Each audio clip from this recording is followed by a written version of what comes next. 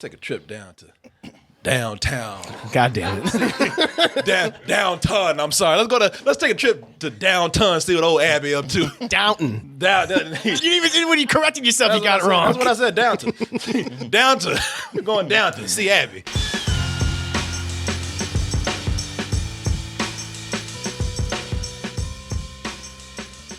It's not right for us to be humiliated in this way. Excuse me? We want to defend Downton's honour. We think we should fight back. This is treason. See what all them old British ass people up to. I want to be open with you here. Be very honest with you. Martin, I hope you can be honest with me. You know, I'm a very open-minded person. You are too. Mm-hmm. You know, Martin and I often sit back with cocktails in our hands and just take pride in how we're such cultured Negroes. You know, we know things. We know some things. We like things. We like some things. We like some things. We like a multitude of things out there. We're well-rounded. Yeah, well-rounded. I mean, I'm talking about everything. You know, things that, you know, black people like us often get ridiculed for. Mm-hmm. You know, like period pieces. And our favorite movies and that are out there. Like, listen, don't ever sit up here and say that I ain't got an open mind. One of my top movie of 2018 was a period piece. The Favorite. Yep. As it turns out, I'm capable of much unpleasantness. Look at me! How dare you! I mean, it kind of helped that the shit was crazy, too. That's how I like my period pieces and British people crazy. Well, she definitely sounded like she was on a period. You laughed. You can't take it back now. You laughed your ass off. This is why we can't have nice things, And then Martin. he caught himself there. I have to draw the line somewhere. I'm the same way. I was like, I love a lot of it, but at some point I'm like, look, all right, enough already. When you get to that old dry-ass British aristocrat humor or drama, that Merchant Ivory. Yeah, Merchant Ivory. I don't know. That's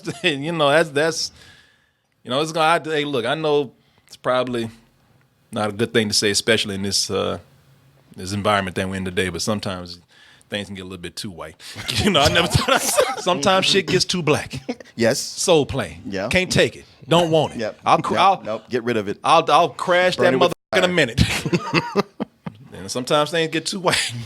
And then when you get to that old Merchant Ivory, the ivory just a little bit too shiny, a little bit too clean. You know, I don't like poaching anyway. You know? Unless it's an egg. Martin, you're on fire tonight, man. I want to set him on fire. I've not seen one episode of this TV show. I haven't seen. I don't know. I haven't even seen the intro. I don't know what the theme song is. I don't know any of these characters. I don't know what the closing credits look like. I know nothing about this show whatsoever. Didn't see the trailer for the movie that you were just looking at right here. Didn't do any research. I know nothing about this. So when all these people come up and they're talking about, oh man, you need to watch that Downton Abbey. Oh, listen to that music. Oh, man, look at that chandelier. So there's your white and black. That's mixing each other. Ebony and Ivory right there. And I'm somewhere in the middle right there. Say, get me the out of here. All these dudes trying to get me to watch Downton Abbey because their girlfriends and wives made them watch it. So now they sitting there talking about, oh shit, man, you gotta watch that. That's the new Breaking Bad, man. No one's saying that. Exaggerating over here. Because your wives and girlfriends made y'all watch it. Now you trying to get everybody on that shit. And when they tell me that, I'm like, nah, sorry, I'm gonna keep my dick. I'm gonna watch some real man shit like Adventure Time or something. You know? Cartoons, you know. Got time to watch all this British shit. Which is why I thought, you know, be time to bring in a man who ain't got a dick watching this shit. Oh, you know? that's you're reaching for these jokes today. Man, you give my dick back. Lauren asked me, hey, you gonna go see that Downton Abbey when it comes out? I'm like, nigga, please, that movie. I'm going to see that. Then Friday night, so I was like, number one at the box. I was like, now it's a job. Now you're required to do it. Now I gotta do it. Now I gotta go make see that it. money, man. Can it play to people beyond the fans? No. That's You say no? I don't think so, because that's the biggest thing about this film is that this is made for Downton Abbey fans. This is where I actually come in and show the trailer. Oh shit! That's what we call a setup. Oh, okay. But this is how he loved the show so much. He's like, oh boy, let me tell you. But you say no. That's a good thing. I say no. Let's go ahead and watch this. Let's watch this old British ass trailer. Ever the cock tease. It is. Yes, cock tease Coleman. That's what they used to call me back in the day. I don't think so. Oh, maybe.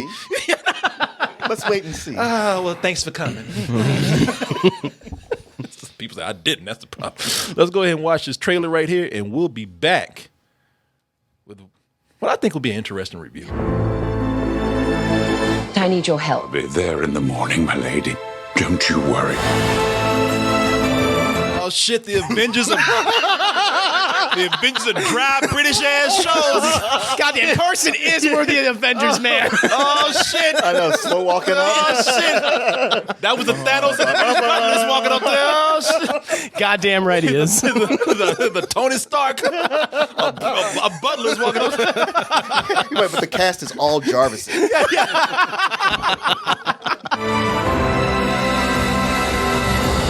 Your Majesties. Welcome to Downton Abbey. Well, you have enough cliches to get. Yeah. All right. I know you guys are gonna get going, but I got a question first. Yes. How many other characters are named Nigel? None. Wow. Yeah, there you go. It See? looks like maybe 50% of them. Okay, so and Abbey, I always think is a place where the monks hang out.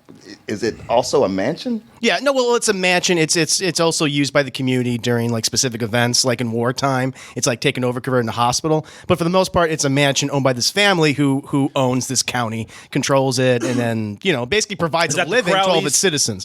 The Granthams. The Granthams. Okay. I don't know. I just do this. I heard somebody called Crowley and this shit. I just Were you awake through the whole thing? barely. Okay. Barely. Yeah, all this up it got me watching all this goddamn poppycock. Well, you could always go back to Rambo. Yeah, there you go. Now Rambo can't beat this thing. He's got nothing on these people. Boy, this is a hell of a weekend, boy. from riches to rednecks. This has been a hell of a weekend, man. This has been on the spectrum. First 10 minutes of watching this, I said, "F this, I'm out." I knew this was gonna be. I knew it was gonna be dry. I know it was gonna be like wiping your ass with sandpaper, man. I was sitting up here and I said, man, and let me explain. Because you're going to sit up here, you're going to think that I'm just, like I said, you're going to sit up here and just think I just have no culture. I just have no maturity. When we talked about, the kind of British acting that we have here, British ivory merchant period piece acting that we have here. It's a lot of ta-ha acting. Somebody. Yeah. Y'all think I'm being serious? Like somebody gives a weak ass British one-liner, and then another person responds with, oh, "You think I'm playing?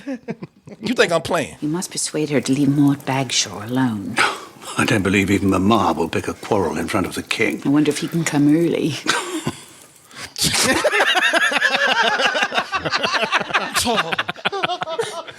He threw that taha in the air. This is like a seal catching a fish. Yeah. Make sure you saw his boogers when you it's a lot of that. It's a lot of like British stage acting. It's one thing to do it for film. Yeah, but a lot of that it's a lot of the British stage acting that was there, like you saw right here, which again apparently a lot of people like. Now, it's funny because they also try to talk shit to each other, but they throw in so many literary references in there that it just dulls the insult down. It's like they really try to take it. They try to really stab it to somebody, and it's almost like they just try to stab somebody with a plastic fork or a spoon. It's like they split the difference and say a spork. Let's say a spork. Nah, spoon, because ain't no sharp edges on there. You know, it was one thing in here. I remember there was a line. Let me see if I can remember this correctly. I don't want to mess this up, which I probably will because, you know, I'm not on their level. But somebody said, well, even Machiavelli had his fine points. And then somebody responds, well, so did Caligula, but they weren't favored. And everybody in the room, oh. I'm like, really? I said, y'all got one more goddamn time to do this, and I'm out. This is one I didn't think. I said, and it wasn't even me talking about the movie. I just said, this is successful. This obviously, this is successful. It obviously has its audiences. I can already tell, going this far into the movie, and me saying everything I've just said, that none of this is for me. I am not the audience. These stories, these characters, their background, relationships. It's meant for the fans of the show. Right. I'll tell you what is good though, is that there's so many moments they'll try to talk shit to each other, and it will work just because, man, because they try to act so dignified and refined as they're talking, and they're just being bitches the whole time. Okay. And sometimes it would just close with, like, I don't even get it, but it would just be so quick and have just such a look to it that I'm like, damn, that actually kind of worked. Kind hearts are more than coronets, and simple faith than Norman blood. Will you have enough cliches to get you through the visit? If not, I'll come to you. Bitch! Yeah, you. And see that look on her? She's like that. See that she's refined and they're trying to be all proper and everything. But that look says, yeah, bitch, quick, keep with me. Right. that look says, I'll get up and whoop your ass. But that's like a lot of the best dialogue right there. So that's why I'm kind of confused. Like you like that, but didn't like some of the because you're criticizing it before, which I think like the dialogue in this is impeccably well written. And yes, it has that British diction and that haughtiness, but that was a part of this society. And sometimes when they were so crass and sarcastic to each other, that undercut it and they dropped that. And that's what makes it work. And that's what makes it feels natural. You know what? You know what? You're right. Because you have to keep in mind the society that's here too, which is why, you're looking at it, you're like, okay, I'm taking this for what they are and who they are and how they spoke at the time. And I'm looking at this, I'm like, half these motherfuckers are racist. Half of them. Half of them are probably just shitty people outside of this environment. But you know what? Here's what I say. To be fair with this movie right now, I'll say that I could tell immediately, that yes, that was the goal. These characters are meant for the fans. Yeah. As I said, these relationships in the history of these characters. You benefit by knowing about them when you first come in. But I would have to say, to counter your point, that it didn't take long to get to know them. Okay. I thought that, once you pick up on what's happening here, sure, it's richer if you know about the characters. Yes. But it doesn't rely on that. Okay. I picked up very quickly on what was happening, and I picked up on who these characters were, and it was funny because I picked up on who these characters were as far as they stood with Downton Abbey at the moment, the property at the moment, and the history of some of these people who were about to come in, who were like probably people who weren't involved anymore, and I don't know that history. There's never a moment where it's just exposition. There's never a moment where they're like, do you remember our favorite butler that retired 2 years ago? It's funny how we need them back now, isn't it? There's nothing like that. A lot of the characters who had left the show early on aren't really mentioned at all, and that's good. Like, Mary and her husband. Like you saw like Dan Stevens in the credits. Yeah. He's not mentioned whatsoever, and there's a good reason for that. Okay. And so it's like, it just relies on a lot of the recent history, but like as Corey was saying, that they provide enough context there, so it's like you could get into this, but some of the dynamics between these characters are lost a little bit because you just, for fans that just know the history. The reason why you pick up on things quickly is because the movie started just throwing down all these subplots. Yeah, man, and soon where it was like a dry British drama with a dash of British humor every now and then. It quickly just started dumping all these subplots and start dumping a lot of elements that you would just get like one of from different movies. In this movie, I even made a list right here. It had everything. It had drama, romance, secret twist. It had action. There's some spy shit going on in here. Oh. It had action. No, why isn't that in the trailer? Martin, there's a caper that is in here. Homosexuality. That was in it the was trailer. progressive in a way. Yeah, the show is. And that's why I could see why this worked as a TV show, because when it all came together, I was like, all right, I'm thinking I'm watching something like PBS. I'm watching Masterpiece Theater or something. That's what it's on, yeah. Nah, man. Underneath all this decadence and under all this attitude and all this fancy shit that's going on, it's a telenovela. Okay. You know, we might It's as a well. soap opera. It's a soap opera. Yeah. We might as well be watching bougie ass Mexicans, man. It's a soap opera with a fancy accent, man. That's all it is. There's not a woman who slaps everybody, is there? No. No. There's no physical violence. They're too refined. Perhaps They're just- verbally slapped. They're just cutting yes with their dialogue. Look, the shit ain't that deep. All right, as fancy as they try to be, as refined and dignified as they try to be, it is not that deep. I mean, it's just people taking it a little more seriously, and it's shot a little more beautifully. Okay. And it's made a little, with a little more professionalism than a soap opera. But if you can watch it as a soap opera, there's a lot of things happening. I can't even tell you everything that's going on. But if you watch it like that, I was like, okay, now I see what people are seeing in the show. Once you start seeing it for what it is, then you can start even relating to certain characters. And the characters that I think a lot of people might relate to are what are considered to be the common folk. Sure. I mean, because it really picked up when the Butler drama started happening. There's Butler drama? There's Butler. Usually there's not Butler drama unless he murdered somebody. Without murdering anybody. Martin, there's Butler drama, plumber drama. It's Footman drama. Yeah, like the whole wait staff. Because here's the main story. Thank you. It's I've been waiting to find out what is the Let's main go with the story. premise. and I waited because you wait, and it's like, all right, what is happening here? How's all this connect? It turns out that the main story, now there's a lot of subplots, but the main subplot, or the main story rather, is that King George V is showing up with Queen Mary, and Was he the stutterer? I don't know. He didn't start in this movie. That was his father. But he shows up, and the staff is really like, oh shit, we get to serve the king. And it turns out they get news that the king is bringing his own staff, and they're like, man, that. We worked hard for this. Yeah. No, the hell with that. And that is where the soap opera comes in. Yeah. Okay. Martin, check this out. This is how much of a soap opera this is. This shit might as well almost be a cartoon. So the king brings in his own staff. And they get a look at it, and the king's staff is like the evil version of the Downton Abbey staff. Like a few of them have their own dark doppelgangers. Yeah. It does, yeah.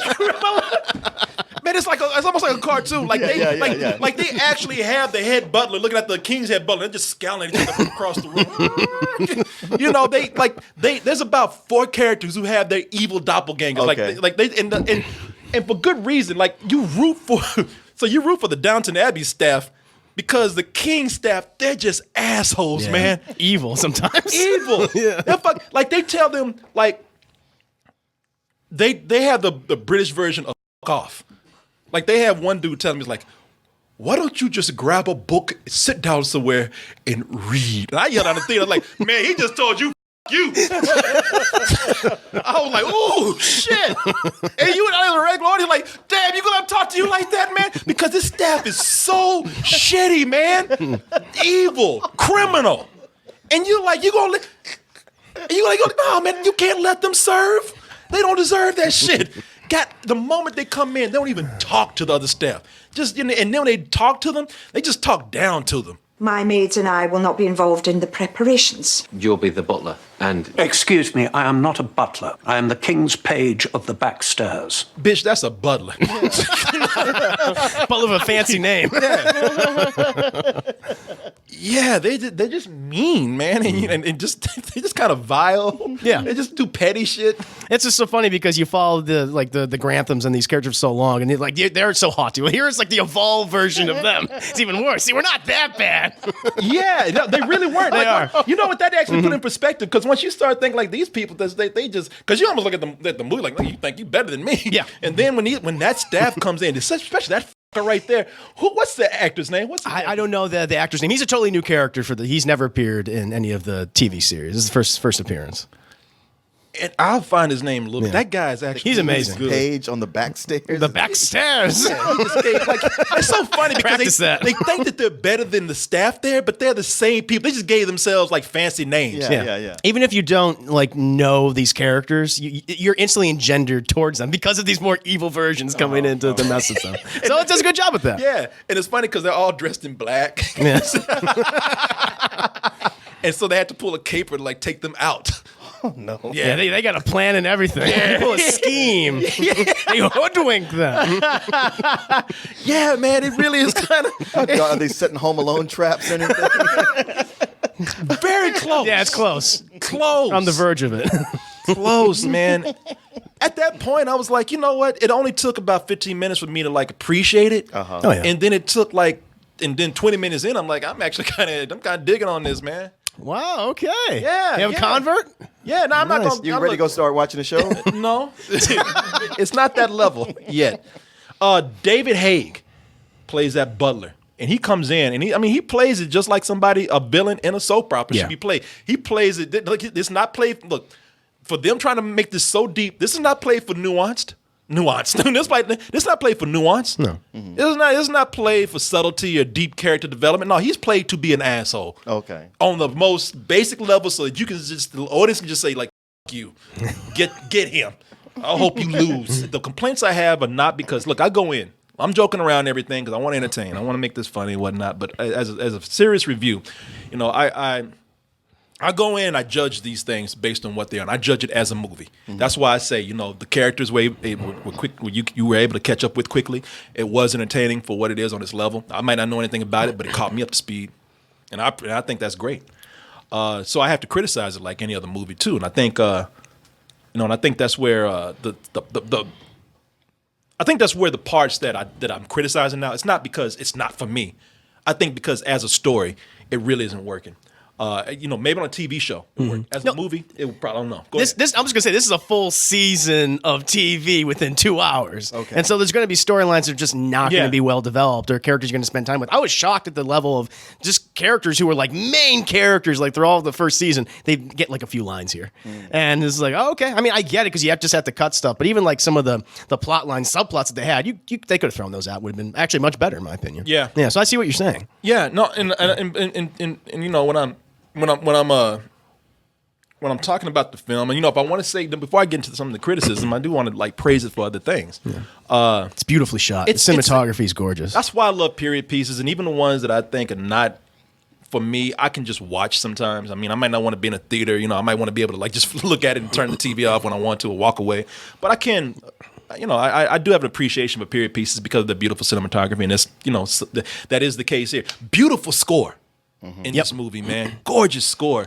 And the cinematography is lovely, man. It's, a lot of opulence. I mean, they're shooting in a castle.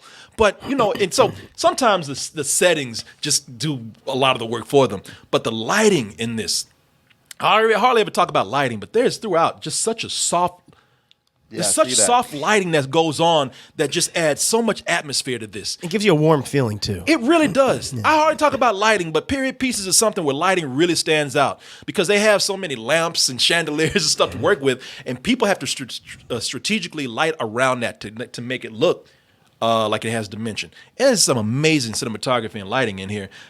Colors are amazing with what they do here. For a period piece, some of them are just, to reflect the piece, they feel like they have to take color out sometime. This feels very saturated with colors. This is always very vibrant. Yeah, it is. Yeah. It's a large cast. I'm not going to go through all the names. I already told you one person I like.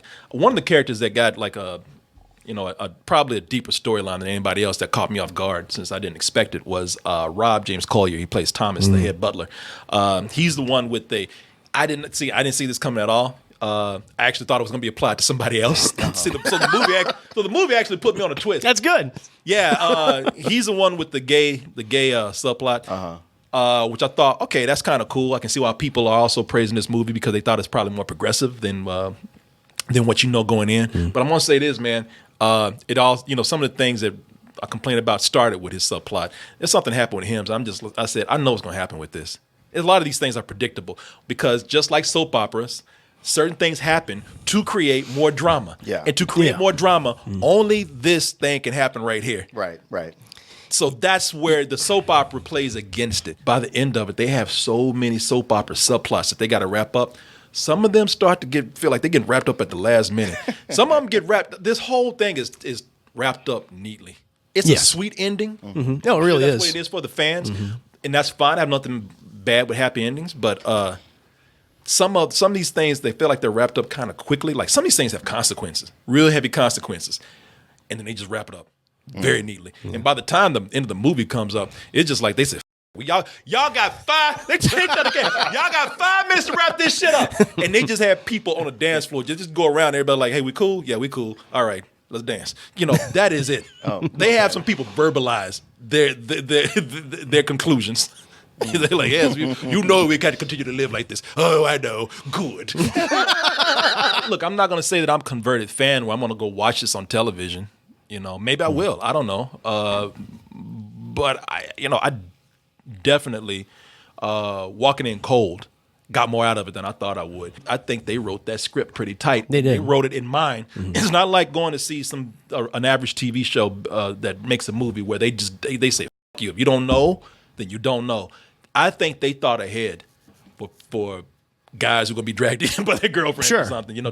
If you don't like it, at least you kind of get it. No, of course. I think the broad strokes, it does a good job with it. There is some context that you just wish was there, but it's not. And so like some of the dynamics, they do a good enough job of establishing them. Again, but just like some characters just forgotten, kind of just thrown to the side. And I mean, that's fine for the sake of the film. But like you were saying, Corey, there are subplots in here that just didn't really need to exist. You could have had an even more tighter story, or one that wasn't just so predictable or soap opera-ishness, or did it have that come through so much. And look, Downton Abbey has always been a soap opera. Just always has that British gleam to it to make it a little more sophisticated, which is fine because it embraces that wholeheartedly.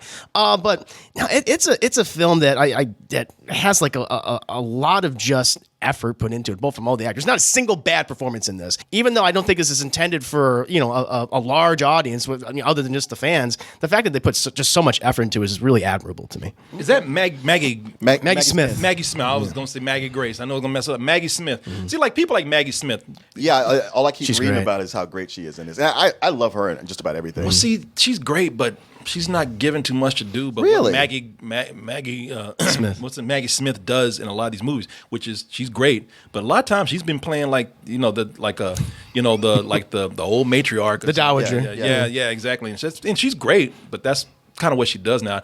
I to your point about having all these soap opera subplots, I think some of that stuff could have been toned down and given to somebody like her to add more to her character. Yeah, I agree, and I actually like what they do with like her dialogue. You kind of complain about how it's a little too much of that cuttingness, or it's a little exaggerated sometimes. I think that she nails it. Like that's what you get Maggie Smith for these movies. Yeah. She's an expert at this point. She spent the last 30 years basically doing that. Professor McGonagall. Yeah, Professor McGonagall and everything else in between. Yeah. Every Masterpiece Theater or BBC show that she's been on. So every time she's on scene, I think that's when the movie's really she's great. entertaining. Don't get me wrong. Yeah, She's no, great. I get what you're I saying. just wanted to see more. Who is the actor that plays? I don't know what his role is at Downton Abbey, but he looks like he's the head. Yeah, that's Sir Grantham. Yeah. Yeah. Do you know the actor's name? I forget the top of my head, Goddamn. but he's the top. He's top billed in the credits, but I always forget his name. He's been in a lot of productions. He was in Paddington.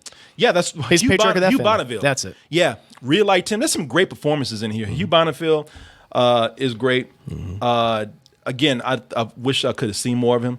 A lot of these characters, just to see how fun they are of the property. Like the head Carson. Carson, yeah, like the head butler they get right there. What? Again, I don't know the actor's name, but I really like the. They make these characters very likable because again they give you clear villains to root against, and these guys are so they're so loyal to their jobs, their positions, and not in a way they feel they feel like second class citizens are looked down upon. They really like the staff respects their employers, and you feel it vice versa. It's vice versa. Yeah. It's one of those movies. See, that's one of the things when you go in, you're like, okay, these are going to be faceless servants here, and you're gonna have to deal with these other shitty people I don't want to deal with. But it's not like that, man. It's good to see all these characters get recognized all around. It indulges in the society of British aristocracy, but it's also a critique of it. And I think that's why it works. That's another thing that was cool about it. When King George is about to come up, King George V, you got some of the staff and some of the and some of the employers. It's just kind of like, I'm like, dude, man. Pretty much. I don't give a shit. Like, Hey, my king. Don't tell me what to do. I don't like that real shit. They actually. Well, they even got an Irish Republican there too, so you get some politics in there. That's who I liked, Alan Leach as the Irish Republican. He's man. always been great. And see, I wish I could. That's one of the things where I said, I'd like to know more about that guy's story because he's in here with all these British people. They even let him be in the presence of British royalty, and yet they always refer to him as that Irish thug. Not that really. They would say the Irish Republican. The TV show delves into that completely. That's like a big part of his arc and with his family and I could tell. Yeah, and it was huge. Like for those 7 seasons, you follow him and like his relationship with the Grantham's youngest daughter and everything. Again, that's the lack of context I'm talking about. That's not there, which doesn't make it as a full encompassing viewing experience. I think You got to watch the show, my friend. You're I'm looking at it now. I'm talking. I'm thinking. We're debating it. We're talking about it now. Talking about the characters we like. I'm looking at you because I can see him having a beard. I'm thinking before. I'm like, man, that shit. I ain't watching that bullshit. And then when I watched this, I'm like, man, what was that Irish dude's story, man? Yeah, man. Like I said, I keep open mind with these things. And I walked in and judged it solely as a movie and respected it for what it did. To at least, it's not a movie for everybody. No. I'll tell you that right now. It tells you that. Yeah, no, it's not. But being that I love, excuse me, it's getting to me. Being that I love all kind of films, and even though if I wasn't doing this, I might not have run out to see them. My respect for film still runs deep, and I respect it when you can make something that appeals to a lot of people that normally was for a specific fan base. It is a soap opera, like we keep saying, but it is enough to give it a matinee. Just kind of an average matinee. For the right people. You really have to think about that. This is for a specific group. We're on the same plane, man. I would give this a matinee too. Like this movie. This this is a movie made for the fans, and I am a fan. However, I can sit back and say, like, is there stuff that's just missing here that would make this a complete film for someone just going in blind? And yeah, there is. There's subplots that are unnecessary. There's character dynamics we just don't see. There's people in the background. It's like, why are they even here? What do they add to this? But it's without having seen the show, some of that is lost on you. But there's just so much to just respect about it, from the cinematography, from everyone's performance, which is very good. No one gives a bad performance in this movie, which is, sometimes you can think of any film, like within the last couple of weeks, you're like, yeah, that guy was terrible. There's not a weak performance in here, and I really admire that. So, same. I would give it a matinee. Yeah, we're on full agreement. We are. I mean, even looking at this as a movie, like Martin and I were talking about a film the other day. Which one was it? Rambo. No. Yeah, we talking about Rambo. Ad Astra. Rambo. How the filmmaking was so amazing in it. No, Ad Astra. Ad Astra, yeah. Where you gave it a rental, which I totally understood because I don't think that story is there. Mm-hmm. But I thought that there was some really admirable story points, and I looked at it with the filmmaking. I'm kind of drawn into just the whole craftsmanship of a movie. Sure, and this is so well done. It's very well made. Yeah, from a technical level, it's very well made. Yeah, so yeah, man. There we go. Yeah, see. Yeah, you gonna be a fan? Are you gonna watch a Christmas special or two? I feel like you and I is gonna be at home watching this and end up making out or something. I think so. I think that might happen. VR subplot. Yeah. And I can tell people, my girlfriend got me watching the show. So since she stuck around, you might as well stay around. Hit that subscription button, get notifications, and also check out our main site, doubletoasted.com. You can get more of us over there because you'll find the long version of this video. And those are also uncensored, unedited. And you'll also find the live streams that we do almost every night of the week. Support us at our store, dtmerch.com. And remember to always stay